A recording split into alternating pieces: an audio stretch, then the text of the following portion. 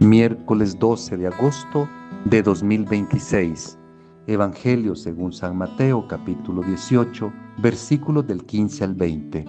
Si tu hermano ha pecado, vete a hablar con él a solas para reprochárselo. Si te escucha, has ganado a tu hermano. Si no te escucha, toma contigo una o dos personas más, de modo que el caso se decida por la palabra de 2 o 3 testigos. Si se niega a escucharlos, informa a la asamblea. Si tampoco escucha la iglesia, considéralo como un pagano o un publicano. Yo les digo que todo lo que aten en la tierra se mantendrá atado en el cielo, y todo lo que desaten en la tierra se mantendrá desatado en el cielo. Asimismo, yo les digo que si en la tierra 2 de ustedes se ponen de acuerdo para pedir alguna cosa, mi Padre Celestial se lo concederá, pues donde están 2 o 3 reunidos en mi nombre, allí estoy yo en medio de ellos.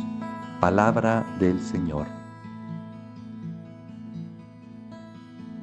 El proceso de corrección fraterna que Jesús instituye en estos versículos es un antídoto radical contra 2 venenos que corroen nuestra vida: la indiferencia cómplice, que prefiere no ver el pecado del hermano por miedo al conflicto, y el escándalo público, que busca destruir y humillar al que se ha equivocado, convertido en espectáculo ante los demás. El primer paso es la corrección en privado. Esto revela la delicadeza del amor auténtico, que no quiere exponer el error ajeno ante la mirada curiosa y juiciosa de los demás, sino que busca salvar al hermano desde la intimidad de un diálogo sincero, donde la verdad se dice con la ternura que no condena, sino que restaura y levanta. Si el hermano no escucha, entonces la intervención de 1 o 2 testigos no es un recurso legalista para acumular pruebas y fortalecer la condena, sino un acto de caridad que ofrece una segunda oportunidad en un contexto más amplio de acompañamiento, donde las palabras del ofendido y del ofensor se confrontan a la luz de la comunidad que busca la reconciliación, no la victoria de una parte sobre la otra. El paso final, llevarlo ante la asamblea, no es un linchamiento eclesiástico ni una sentencia irrevocable, sino el último esfuerzo de la comunidad por despertar la conciencia del extraviado, mostrándole que su pecado no es solo una ofensa privada, sino una fractura en la comunidad cristiana que afecta a todos. Y si ni siquiera así escucha, entonces debe ser tratado como gentil y publicano. Pero aquí reside la paradoja profunda. Jesús comía con publicanos y gentiles, los buscaba y los invitaba a la conversión, de modo que este trato no es una excomunión que expulsa al infierno del olvido, sino una radicalización de la misión, donde el que ha sido alejado de la comunidad sigue siendo destinatario de la búsqueda incansable del pastor, y los miembros son enviados a tratarlo no con desprecio, sino con la misma acogida misericordiosa que Jesús tuvo con los pecadores de su tiempo, para ganarlo para la comunidad. Esta dinámica nos muestra que la corrección en la iglesia no es un ejercicio de poder o de control moral, sino el arte purísimo del amor que no abandona a nadie en su soledad y que prefiere el diálogo y la paciencia inagotable antes que la ruptura definitiva y el silencio sepulcral que condena sin misericordia. La autoridad de atar y desatar que Jesús confiere a la comunidad, y no solo a Pedro, implica que las decisiones terrenales de la Iglesia, cuando son tomadas en comunión con el Espíritu y bajo el señorío de Cristo, tienen un eco real y vinculante en el cielo, de manera que el perdón o la retención de los pecados no quedan reducidos a meras formalidades, sino que afectan el destino eterno y la salud espiritual de los hermanos.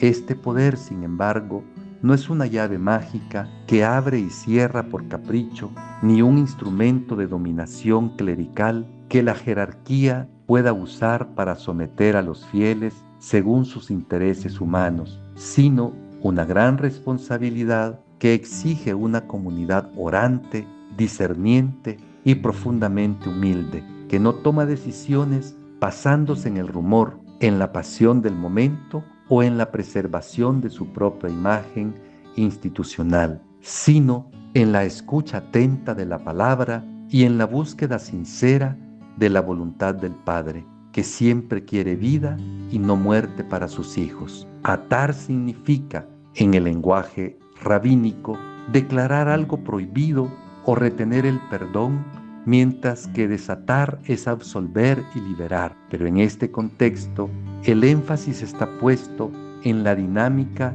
de la reconciliación, de modo que la comunidad está llamada a desatar ataduras de pecado, de rencor y de aislamiento, y a atar solo aquello que impide la justicia y el amor,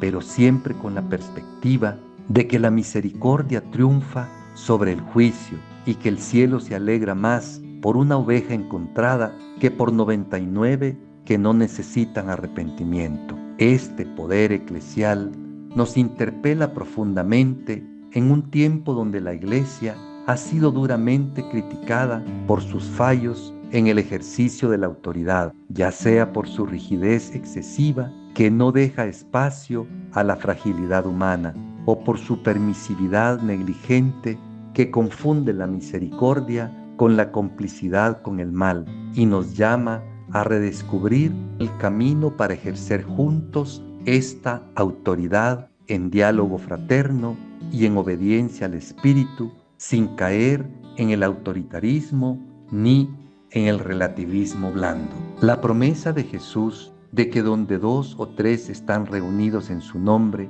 allí está Él en medio de ellos, envuelve todo el proceso de corrección y de discernimiento comunitario, porque no se trata de una reunión administrativa ni de un comité de resolución de conflictos, sino de un encuentro pascual donde Cristo mismo es el centro invisible que garantiza la eficacia de la oración y la verdad del juicio. La condición de la oración comunitaria, donde están 2 o 3 reunidos en mi nombre, allí estoy yo en medio de ellos, concordaba que no es una fórmula mágica para obtener caprichos, sino una promesa seria de que cuando la comunidad ora en comunión por la conversión de un hermano, por la solución de un conflicto o por la guía del Espíritu en una decisión delicada, el Padre escucha y actúa, porque esa unanimidad no es la mera conciencia de opiniones humanas, sino la sintonía de corazones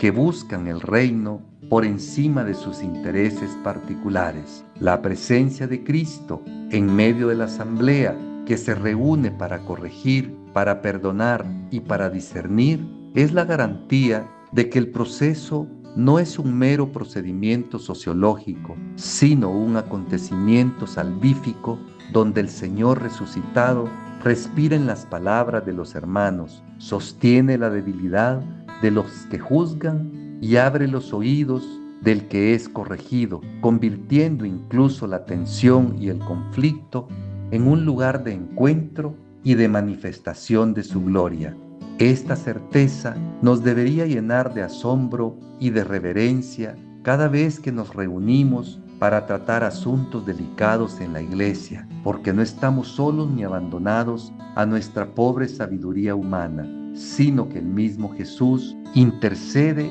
y obra en nosotros, y su presencia es mayor que todas nuestras divisiones y más eficaz que todos nuestros esfuerzos de persuasión.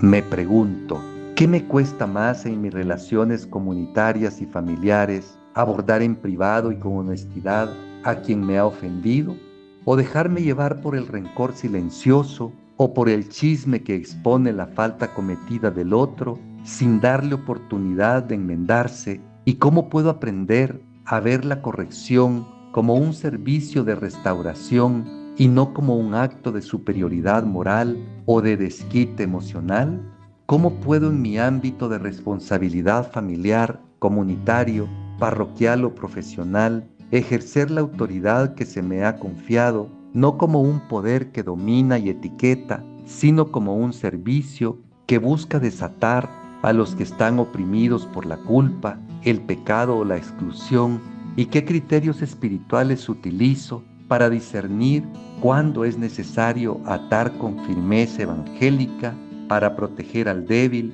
o para llamar a la conversión sincera? ¿Cómo vivo la realidad de que Cristo está presente en medio de nuestras reuniones comunitarias, especialmente cuando se tratan temas conflictivos o se ejercen correcciones fraternas? ¿Y de qué manera esa fe es su presencia que transforma mi actitud al escuchar a los demás, al expresar mi opinión o al tomar decisiones, evitando que la comunidad se convierta en un campo de batalla y asegurando que sea un espacio de oración y de búsqueda sincera de la voluntad del Padre? Una reflexión del Padre Carlos Manuel Álvarez Morales, sacerdote jesuita. Que Dios le bendiga.